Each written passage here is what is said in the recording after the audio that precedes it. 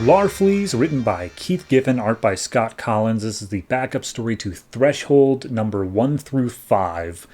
It's a long one, so buckle in. We pick up in the Vega system on Okara, which is Larfleeze's home planet, of course.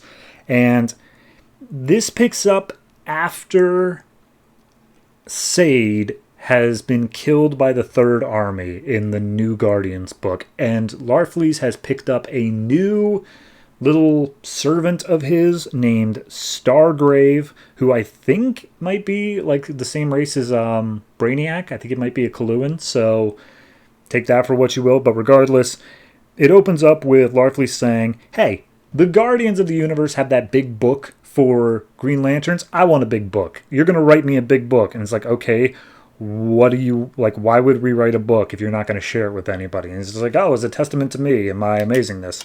And just like, okay, sure, whatever. Like, what do you want the book to say? And it's just like, I want it to say everything about Larfleeze. And it's like, right, but like, I don't know anything about you. You just brought me on. And he's like, fine, I'll dictate it to you and you just write it down.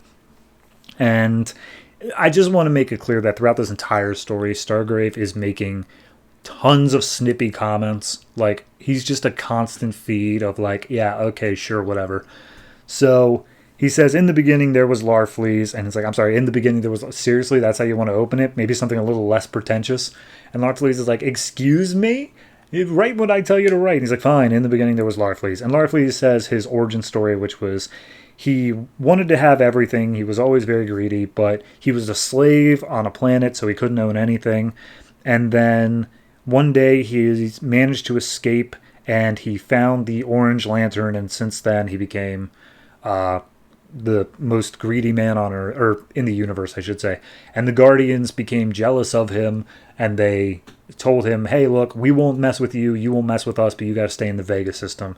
So he's like, cool, I got a whole star system to myself. And that's it. That's the story. And Stargrave is like, that's it? That's all you want in your book? And he's like, yeah, what? You think you could do better? He's like, anyone could do better. But at that point, he's like, all right, look, my ring's going off. I'm getting a news alert. I've got a little search for anytime anyone says Orange Lantern. And the little news alert comes up saying, an Orange Lantern, who looks like he is human, has shown up in this star system way across the universe, and he's causing problems and whatnot. And Larfleeze immediately freaks out because he's the only Orange Lantern. It's all his. So he just storms out and goes to take care of whoever that is. And we see that he leaves his power battery behind, and Stargrave is like, huh, that's weird, he left that behind. And another voice says, well, that's pretty much what we were hoping for. So then some time passes, Larfleeze arrives back home. He's like, yeah, I showed up and they said, oh, this star system doesn't even exist. They treat me like I'm an idiot. Who would dare tease Larfleeze like that? And when he arrives back home, all of his stuff has been taken. He's been robbed. So he's interrogating Stargrave, saying, all right, what did you see? What happened? He's just like, a bunch of people showed up. They were wearing masks, and then I was knocked out. And he's like, that's very convenient that you were knocked out. And he's like, it wasn't for me. I was knocked out. And so he says, like, all right, fine, you're good. Let Stargrave go. And Stargrave's like, you want to call the authorities? And he's like, who has more authorities than Larfleeze? And it's like, do you even know what I mean by authorities? And it's like, no. Do they catch criminals? It's like, yeah, that's pretty much all they do. It's like, all right, cool. I've got a great idea. So he picks up Stargrave in a little ball because he doesn't want his property getting damaged, and he whisks him away. And they make their way to some smugglers called the Star Rovers, and Larfleeze is like, okay, here's the deal. You find who took my stuff and kill them. And Star Rovers are like, we don't really kill. And it's like, fine, you find them and I'll kill them. And basically they just keep on lowering down of like, look, if you tell us anything about like what was stolen, we could help you. And Larfleeze is just like almost purposely difficult. Like, I don't want to tell you because it's mine and I don't want you getting any wrong ideas. And it's like, okay, well, when you pay us, we're going to have to know what's up. And he's like, pay? I'm not going to pay you anything. How dare you ask for pay? And at that point, his ring goes off and a bunch of constructs come crashing in through the building. And everyone starts freaking out like, oh God, what are these things? And he's like, I don't know. They're my constructs, but I didn't make them. Like, they didn't come out of my ring. One of the Star Rovers named Carol hears this and is just like, well, maybe if we shoot you dead, then these things will stop. And Larfleeze freaks out on her for trying to shoot him. During all this, though, the constructs just start to disappear, and Larfleeze is like, okay, well, I'm going to kill all of you for trying to attack me. And Stargrave's like, okay, this is, if you guys keep on asking for pay, this isn't going to work out, so just go along with what I say. And Stargrave steps up and be like, hey, Larfleeze, you win. They agreed they'd do it for free. And he's like, good, glad. So we make our way through their little base thing through space, and Stargrave points out, like, hey, you lost your power battery, and it's been a couple hours, which means, all things considered, you're going to run out of a charge in, like, just a few hours. And Larfleeze didn't consider this, so he starts freaking out, like, oh, God, no, I can't lose my power. So then we make our way to, essentially, an intergalactic diner, and they're waiting to meet up with this other guy who's going to be able to help them find the stuff even faster, because now there's like a time limit on it here. And everyone's just kind of chewing out Larfleeze for how much of a prick he's being the whole time, until we get introduced to our guy named Branks Rancor, who is this big beast-looking guy with a girl on his arm named Mainpiece. And apparently his whole thing is that he's worked with the Star Rovers before, and he's able to sniff out, like, they give it a term, but it's basically like he's just an enhanced bloodhound, where he's able to sniff something out and then follow the trail and figure out where it is. So that's the long and short of it. He, of course, brings up the subject of pay once again. Larfleeze gets pissed off about it, but Rancor doesn't back down, so they get into this huge fight in the middle of the diner. Larfleeze's ring starts to go on the fritz, so he's unable to fight back properly. And then at that point, some killer drones from Legion, not the Legion of Superheroes, but Legion, which I'm sure stands for a thing, show up and try to collect bounties on like all the people in this diner. So a big fight breaks out, and then once again, Larfleeze's orange constructs show up and start attacking everybody around, including the Legion drones. So it's like a three-way battle going on. Eventually, Larfleeze is getting so pissed off that his own constructs aren't listening to him. One of them attacks Stargrave, and he's like, no, how dare you try to take something that is mine, that he just subconsciously gets rid of all of them. They all just start to disappear. And at that point, Rancor's like, okay, I don't know what all that was about, but regardless, this guy, my price is going up if he's like this powerful, if he's able to just summon the stuff, because he is clearly not mentally okay. And at that point, Stargrave's trying to mediate, and he just goes over to Rancor like, look, just pretend like it's for free, and I'll just bill me for whatever. I'll get you your money. Just go with it.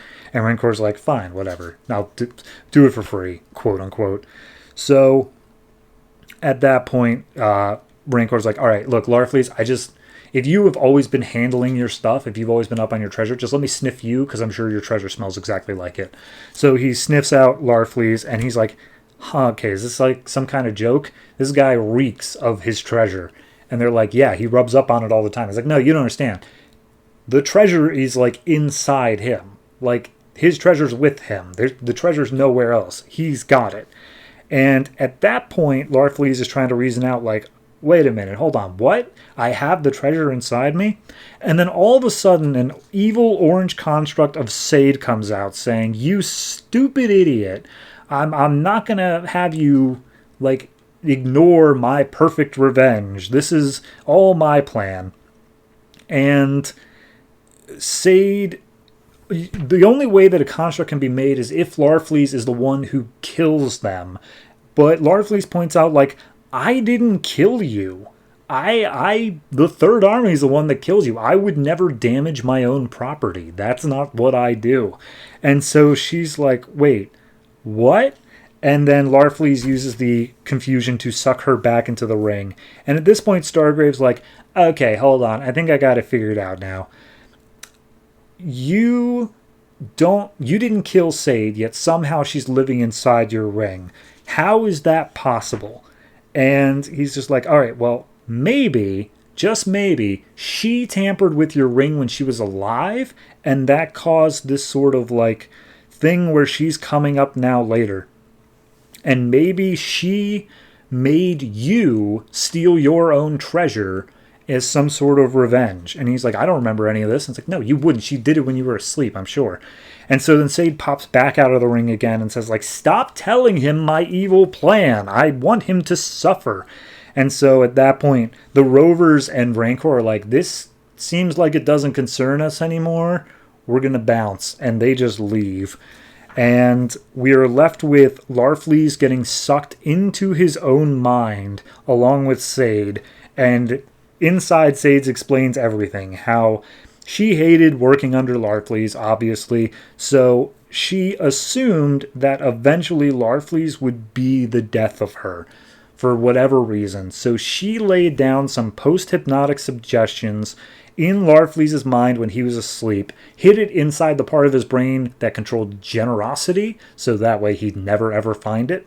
And after her death, it would trigger, where it would A, make this construct, despite the fact that he didn't kill her, and B, have it so that one night Larfleeze would see this news thing, fly off, lose his memory, come back, steal his own treasure, and then make him forget that he did any of that.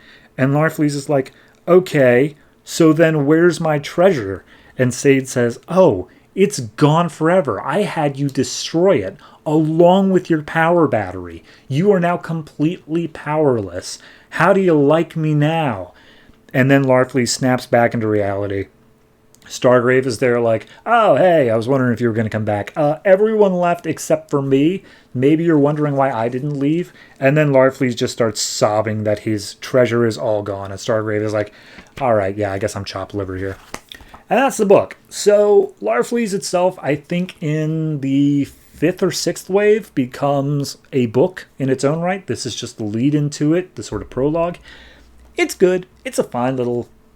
like it's well contained. It tells its own story. It gets a little bit convoluted towards the end there, I think, probably because they realized like, oh, we are going to, instead of it being its own self-contained thing, we're going to turn into a larger series. So they had to probably adjust midway, but it wasn't bad. It was never a bad time. The art's the only thing that's a little bit iffy for me, but that's just, I'm not a huge fan of some of the way that Scott Collins does things, mainly how heavy it goes on the inks.